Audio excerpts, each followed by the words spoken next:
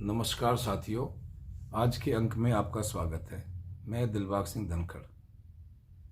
पिछले वीडियो में जैसे हमने चर्चा की थी देवली विधानसभा की क्षेत्र की समस्याओं के बारे में, और इस वीडियो में हम चर्चा करेंगे देवली विधानसभा सदस्य यानी एमएलए प्रकाश जारवाल जी के बारे में। काफ़ी भाइयों को मीडिया से पता चल गया होगा कि उनको राउज एवेन्यू कोर्ट ने एक डॉक्टर के सुसाइड केस में दोषी करार दिया है और 13 मार्च को उनको सज़ा सुनाई जाएगी।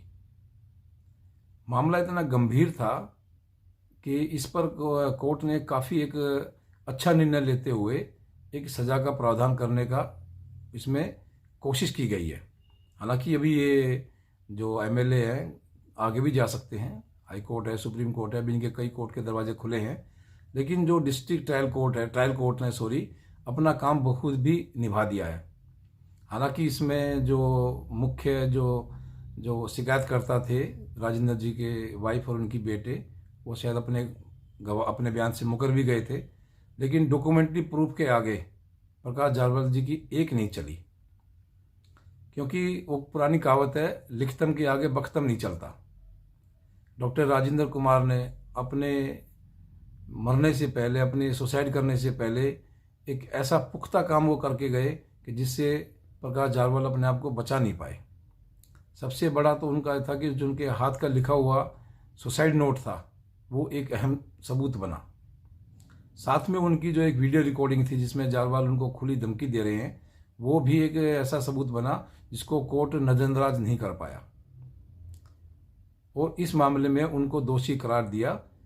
उसमें एक कपिल नागर हैं, उनको भी सेम सज़ा का ही शायद इसमें कोशिश होगी, और एक उनके भाई हैं जारवाल जी, दूसरा हरीश जारवाल, उनको भी बराबर का ही गुनहगार माना गया है। हालांकि उनके जो वकील हैं वो बोल रहे हैं कि 10 साल तक की इनको सज़ा हो सकती है। अब बाकी 13 मार्च को पता चलेगा कि किसको कितनी कितनी सज़ा मिलती है। अब देखने में एक बात और भी आई है कि जारवाल जी पे ये पहला मुकदमा नहीं था, इन पर 3 मुकदमे और हैं जो मेरी नॉलेज में है, और भी कोई मुकदमे ऐसे हों जो मेरी नॉलेज में नहीं हो सकते हैं। एक मुकदमा था इनका एक महिला के साथ मारपीट का और बदसलूकी का, वो भी इनका केस काफ़ी दिन चला, अब उसका स्टेटस नहीं पता है क्या स्टेटस है। दूसरा इनका मुकदमा था एक जो हमारे चीफ सेक्रेटरी थे अंशु प्रकाश जी, उन पर उनकी मारपिटाई का।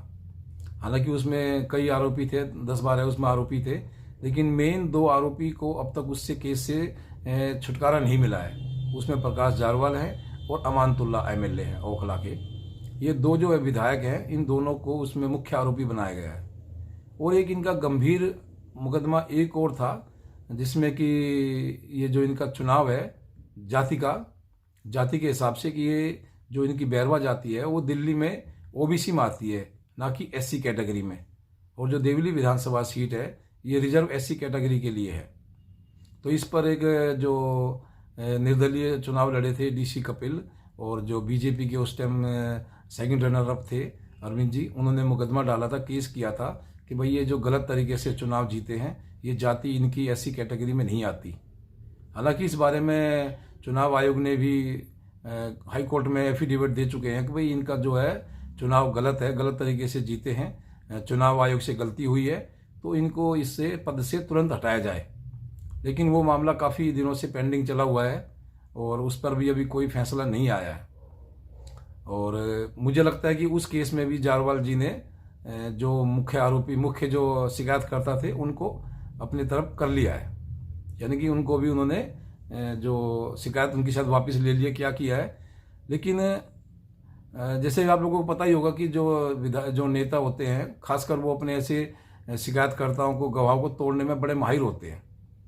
लेकिन इस जो केस में, जो डॉक्टर राजेंद्र वाले केस में, प्रकाश जारवाल जी ने चलो जो वैसे गवाह थे उनको तो तोड़ लिया, लेकिन जो डॉक्यूमेंट्री प्रूफ थे उनको वो नहीं मिटा पाए, उनको नहीं वो कुछ उनके खिलाफ कोई क्या करते हैं, उनका कोई इंतजाम नहीं कर पाए वो, जिससे कि कोर्ट ने एक बहुत सुंदर फैसला लिया और जो कि उनको एक सज़ा का आरोपी बनाया है। हालांकि उन पर तो सज़ा के मुकदमे से जो पहले काफ़ी हो जाना चाहिए था, लेकिन चलो कोई नहीं, हमारे कोर्ट में थोड़ा सा भीड़ भड़ाका ज़्यादा है, केस पेंडिंग काफ़ी हैं, इसमें भी एक फैसला आया, तो इससे भी लोगों में एक जो विश्वास, कानून के प्रति, जो न्याय के प्रति जो विश्वास जगा है, वो भी एक जगना जरूरी था। हालांकि 3 मामलों में तो शायद इनको क्या सज़ा बनती है, क्या होता है, वो बाद में देखना होगा, लेकिन इस मामले में इनको गंभीर सजाओं का सामना करना पड़ेगा। गंभीर सजाओं का सामना करना पड़ेगा क्योंकि इन्होंने क्षेत्र में इतना टैंकर माफिया को बढ़ावा दे रखा था, उसकी कोई लिमिट नहीं है। और मैं तो साथ में ये मानता हूँ कि जो यहाँ के गरीब लोग हैं, जो टैंकर माफियाओं के चंगुल में फंसे हुए थे, जो पैसे ले करके पानी लेते थे, 50 रुपये में ड्रम, 100 रुपये में ड्रम, 200 रुपये में जो ड्रम लेते थे, उनकी हाय पड़ी है इनको, क्योंकि इन्होंने तो अपनी तरफ से कोई कमी छोड़ी नहीं थी, हर तरह से केस को मैनेज करने की पूरी कोशिश की थी। लेकिन जो कहते हैं ना, ऊपर वाले की लाठी में आवाज़ नहीं होती, तो मुझे लगता है इस मामले में ऊपर वाले ने बहुत ही एक अच्छा जो इंतजाम किया है इनका, और ऐसे ही आरोपी जो को सबका इंतजाम होना चाहिए, क्योंकि गरीब जनता को इन्होंने मान लो 10-12 साल से ये इस तरह से करते आ रहे हैं। बताओ कितने लोगों का शोषण हुआ है, कितने लोग कितने करोड़ों रुपए टैंकर माफियाओं को दे चुके हैं, जो कि एक समाज के लिए, दिल्ली जैसे समाज के लिए, जहां मोदी जी कहते हैं हर घर नल से जल, लेकिन यहाँ टैंकरों को भी पैसा देना पड़ रहा है, वो भी पानी के लिए। क्या करें, मजबूरी है। टैंकरों को जो पानी लेते हैं वो पैसे दे के लेते हैं, मजबूरी है, क्योंकि यहाँ जल बोर्ड की कोई सुविधा नहीं है। इस वजह से इनका जो टैंकर माफियाओं का जो एक गिरोह था, बड़ा सक्सेस था, और इसमें काफ़ी मोटा ये पैसा कमा भी रहे थे। हालांकि मेरी प्रकाश जारवाल जी के बारे में व्यक्तिगत राय ये है कि वो जैसे भी, चलो एक अन्ना आंदोलन से, आम आदमी पार्टी से कैसे भी बन के वो नेता बन के आ गए, लेकिन मेरा 2-3 बार उनसे मिलना हुआ है, तो मुझे उनमें मैच्योरिटी की काफ़ी कमी दिखाई दी। उनका मैच्योरिटी लेवल मुझे नहीं लगता कि वो एक विधायक के लिए इतना होना चाहिए। 2-3 मैं इंसिडेंट आपके साथ शेयर करना चाहूँगा। एक बार तो कि जब राघव चड्ढा जी इलेक्शन के लिए, उनको वो हमारे साथ देवली गांव की चौपाल में आए थे, तो उन्होंने राघव चड्ढा को एक पढ़ी लिखी और सुंदर बहू से कंपेयर कर दिया। उन्होंने कहा, भाई आप अपने गांव में, अपने एरिया में एक सुंदर पढ़ी लिखी बहू लाना चाहोगे या कैसी बहू लाना चाहोगे? तो बताइए, एक सांसद को, जो सांसद का प्रतिनिधि, यानी कि जो एक चुनाव के लिए तैयारी कर रहे हैं कैंडिडेट को, वो एक पढ़ी लिखी बहू से कंपेयर कर रहे हैं। तो वहाँ मुझे उनमें थोड़ी मैच्योरिटी की थोड़ी कमी दिखाई दी। एक और ऐसा मामला आया कि एक बार हमारे सैन्य समाज ने उनको बुलाया था बोर की मीटिंग के लिए, उसमें मेरा भी जाना हुआ। तो बैठते ही सबसे पहले जारवाल जी ने एक ही बात कही, भाई आप लोग मुझे वोट तो देते नहीं हो, तो मैं आपके काम कैसे करें हम? हालांकि उसमें काफ़ी गर्मा गर्मी हो गई थी, थोड़ी बहस हो गई थी, तो कई लोगों ने, हमने भी कहा, भाई अगर आपको वोट नहीं दिया तो आप एमएलए कैसे बन गए? तो वहाँ भी मुझे लगा है कि इन्होंने मैच्योरिटी का लेवल थोड़ा सा मुझे ठीक नहीं लगा। एक बार हम उनके ऑफिस में मिलने गए, देवली गांव की आरडब्ल्यू के जो भी जनप्रतिनिधि थे, वहाँ भी उन्होंने सीधा बिना किसी बात को सुने ही ये कह दिया कि भाई आप हमें वोट तो देते नहीं हो, तो आप काम कैसे करें? हालांकि वहाँ भी तीखी थोड़ी सी बहस हो गई थी उनके साथ, और उन्होंने चैलेंज दे दिया था कि भाई जब तक हम हैं आपके गाँव में सीवर नहीं डलने देंगे।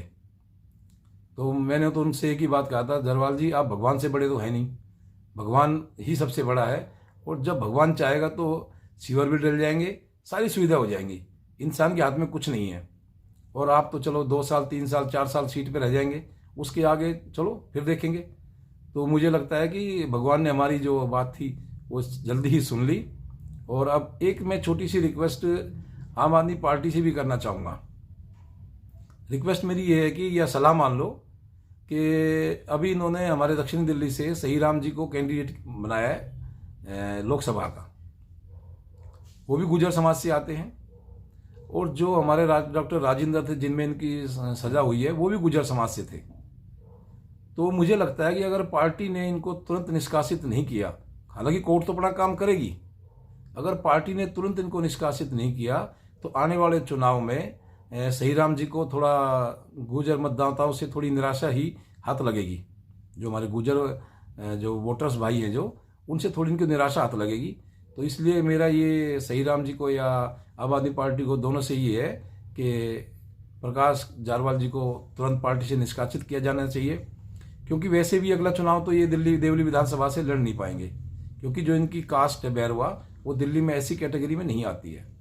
तो इस तरह से मुझे लगता है कि ये अब जारवाल जी जो है आम आदमी पार्टी के लिए कोई एसेट तो रह नहीं गए हैं, ये सिर्फ लाइबिलिटी बन गए हैं। तो आम आदमी पार्टी को तुरंत इनको हटाना चाहिए और जनता में, समाज में एक मैसेज जाए कि देखो भाई, आम आदमी पार्टी ने तुरंत ही ऐसे कल्प्रिट को और इसको जो आरोपी प्रवृत्ति के जो आदमी है, इनको पार्टी से निकाल दिया।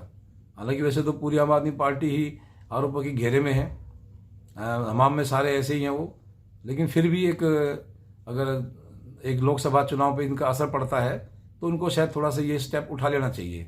बाकी अब तो आम आदमी पार्टी को देखना है कि किस तरह से वो इस केस को हैंडल करते हैं, क्योंकि जनता में तो मैसेज बहुत बुरा जा रहा है। और हमारा संगम ब्याह देवली विधानसभा क्षेत्र में काफ़ी वोटर हैं।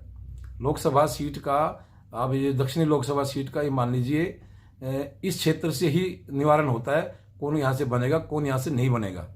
तो इस तरह से मुझे लगता है कि ये एक इस क्षेत्र के वोटरों में एक अच्छा मैसेज देने के लिए भी आम आदमी पार्टी को तुरंत ही कोई अपने इन आरोपी विधायक पर एक्शन लेना चाहिए, ताकि समाज में एक अच्छा मैसेज जाए।